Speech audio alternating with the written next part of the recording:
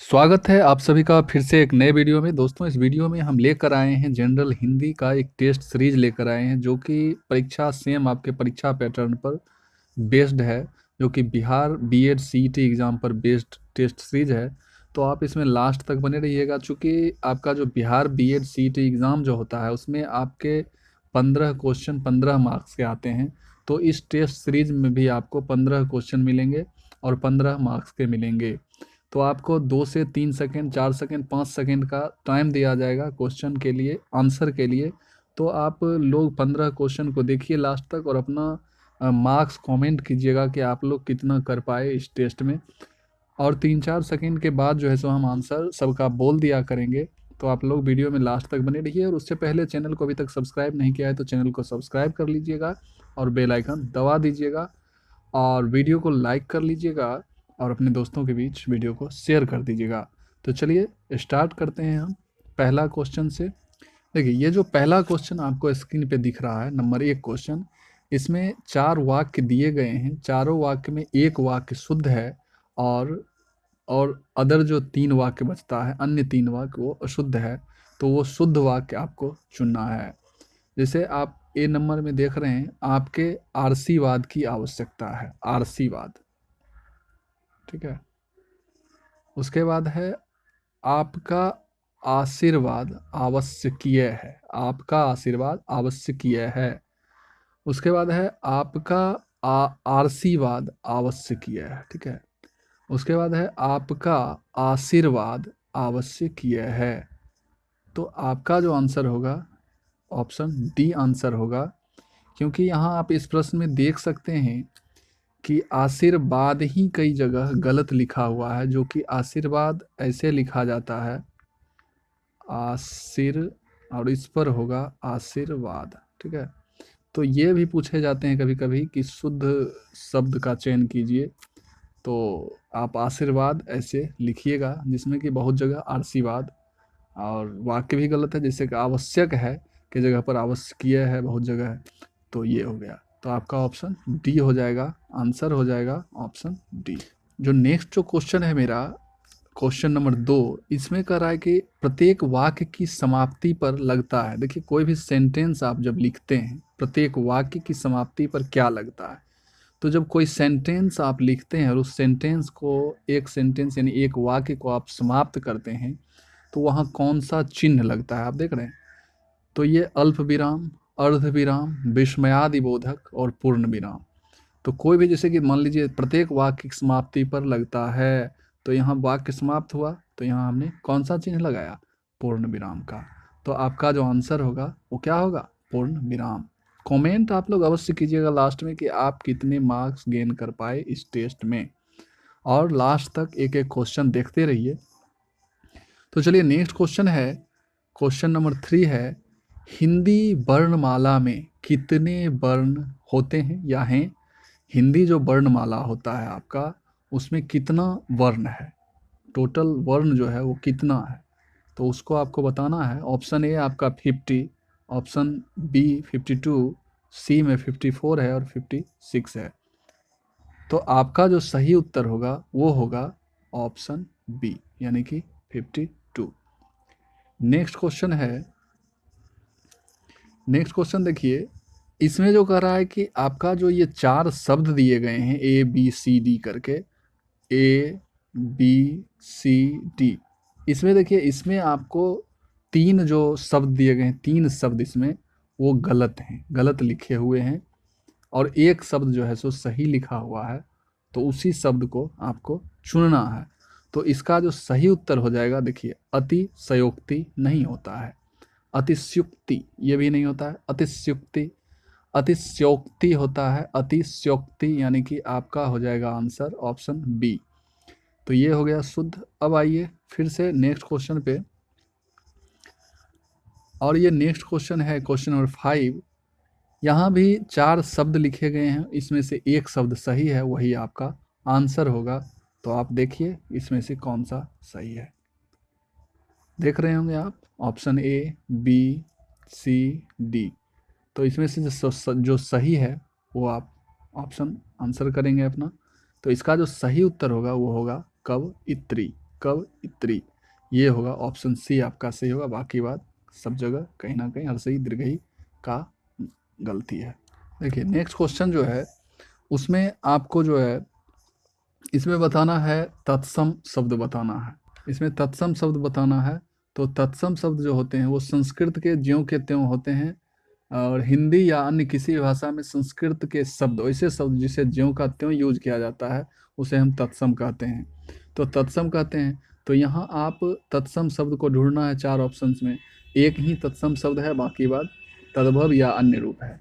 ठीक है, तो देखिए यहाँ ऑप्शन ए में जो आपका दिया हुआ है नारियल, और इसका हम संस्कृत की बात करें तो इसका नारिकेल वगैरह ऐसे करके होता है।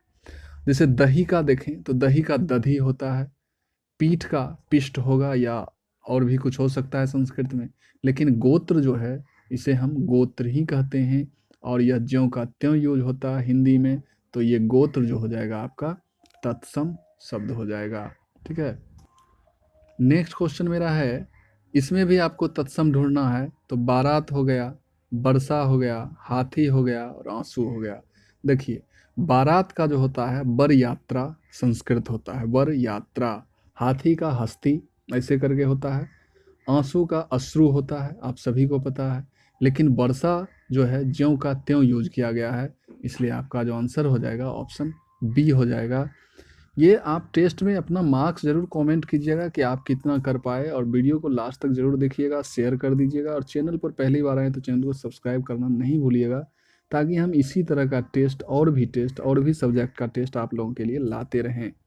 तो चलिए नेक्स्ट क्वेश्चन पे चलते हैं, और ये नेक्स्ट क्वेश्चन जो मेरा है वो है आपका, जैसे ये धरती लिखा हुआ है, तो इस धरती में आपको धरती का पर्याय खोजना है।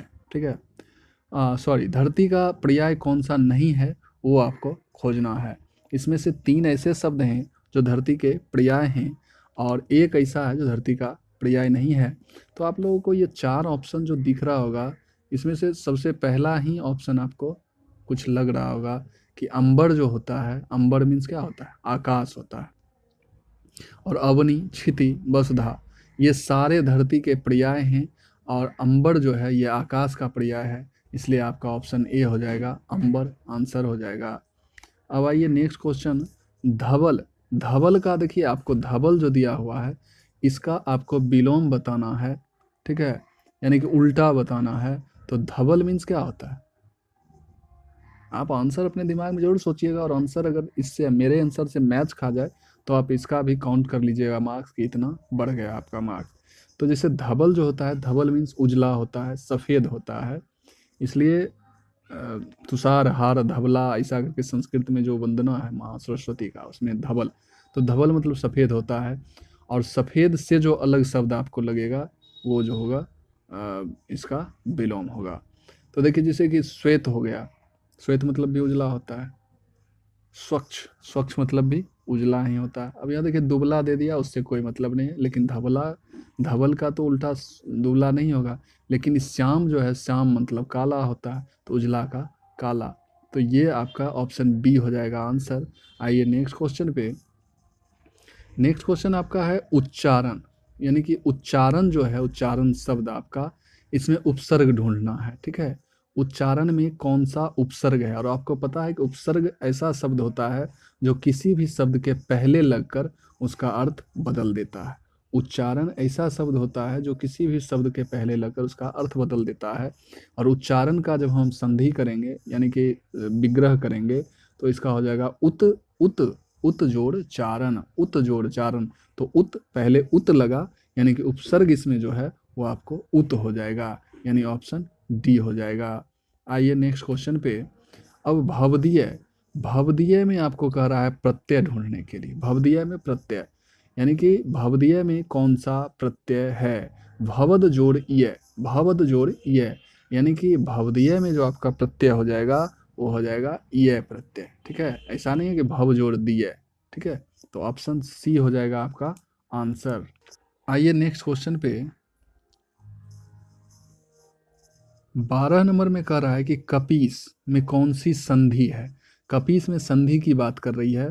तो देखिए कपीस में दीर्घ संधि है, ये आपको पता होना चाहिए, क्योंकि कपी का जब हम संधि विच्छेद करते हैं तो इसका हो जाता है कपि जोड़ ईस, ठीक है, कपि जोड़ ईस। और ये जो है आपको ह्रस्वई और दीर्घ ई, ह्रस्वई और दीर्घ ई का जब विच्छेद होता है तो दीर्घ ई बनाता है। आप देख रहे हैं कपीस में दीर्घ ई कार है, तो दीर्घ ई जब बनाता है तो वही दीर्घ संधि होता है, इसलिए आपका जो आंसर होगा दीर्घ संधि होगा। आइए नेक्स्ट क्वेश्चन पे चलते हैं।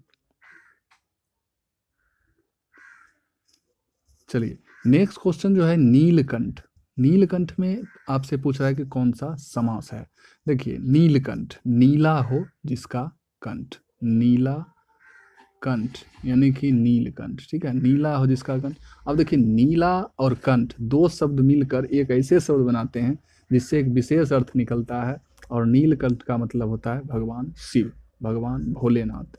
तो ये दो शब्द, दो अलग अलग शब्द मिलके एक तीसरा एक विशेष प्रकार का शब्द का जब निर्माण करता है, तो ऐसे जो शब्द होते हैं वो आपको आ जाते हैं किसमें, वो आपको आ जाते हैं बहुव्रीहि समास में। बहुव्रीहि समास में याद रखिएगा, दो अलग अलग शब्द जब मिलकर एक तीसरे विशेष शब्द का निर्माण करते हैं जिसका एक अलग अर्थ निकलता है। जैसे देखिए नील और कंठ दोनों अलग अलग शब्द हैं, नीला हो कंठ जिसका यानी कि भगवान शिव, और भगवान शिव आ गए, ठीक है। तो ये हो गया, तो ऐसे शब्द बहुव्रीहि समास कहलाते हैं। आइए नेक्स्ट क्वेश्चन पे। नेक्स्ट क्वेश्चन है 14 नंबर क्वेश्चन है तिमाही। इसमें भी आपको समास बताना है, तो तिमाही में कौन सा समास है। अब देखिए तिमाही में कौन सा समास है, तो ऐसे समास जिसका जो प्रथम पद होता है वो संख्यावाचक हो, यानी कि संख्या का बोध करता हो। देखिए माही मतलब तो महीना हो गया, और ती मतलब तीन, यानी कि 3 महीना का जो समूह होता है उसे हम तिमाही कहते हैं। तो 3 महीना यानी कि संख्यावाचक जो हो प्रथम पद, तो उसे हम द्विगु समास के अंतर्गत रखते हैं, तो यानी कि आपका ऑप्शन बी हो जाएगा। और नेक्स्ट क्वेश्चन और लास्ट क्वेश्चन, और आप लोग अपना कमेंट करके मार्क्स जरूर बताइएगा कि आप इसमें मार्क्स कितना गेन कर पाए। अब देखिए लास्ट क्वेश्चन है वीर, विभत्स और रौद्र रस में होता है। ये देखिए वीर, विभत्स और रौद्र रस, ये तीनों जो हैं इसमें ओज होता है, यानी ओजस्व पूर्ण शब्द है तीनों, वीर, रस, विभत्स, रौद्र, इसमें ओज है, ओजस्व है, ठीक है। तो आपका आंसर हो जाएगा ओज। तो यही था लास्ट क्वेश्चन। आप अपना कमेंट करके जरूर बताइएगा, चैनल को सब्सक्राइब करते हुए जाइएगा, बेल आइकन दबा दीजिएगा, वीडियो को लाइक कर दीजिएगा, अपने दोस्तों के बीच शेयर कर दीजिएगा। धन्यवाद।